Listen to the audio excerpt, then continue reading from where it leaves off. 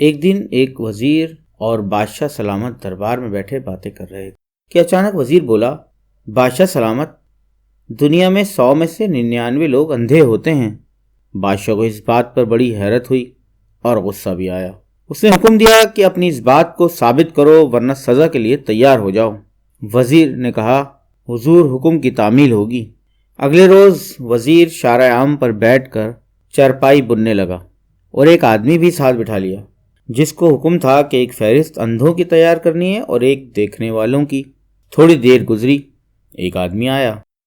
اس نے کہا، یہ کیا کر رہے ہو؟ وزیر نے اسے جواب دینے سے پہلے اپنے معاون کو کہا، اس کا نام اندھوں میں لکھ دو۔ پھر اسے جواب دیا کہ میں چارپائی بن رہا ہوں۔ یوں لوگ آتے گئے، پوچھتے گئے کہ وزیر تم کیا کر رہے ہو، اور اندھوں میں اپنا نام لکھواتے گئے۔ تھوڑی دیر گزری، یہاں سے شاہی قافلہ گزرا۔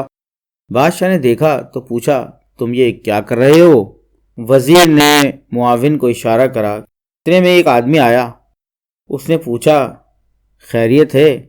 آپ چارپائی کیوں بن رہے ہو؟ وزیر نے اپنے معاون سے کہا، اس کا نام دیکھنے والوں میں لکھو۔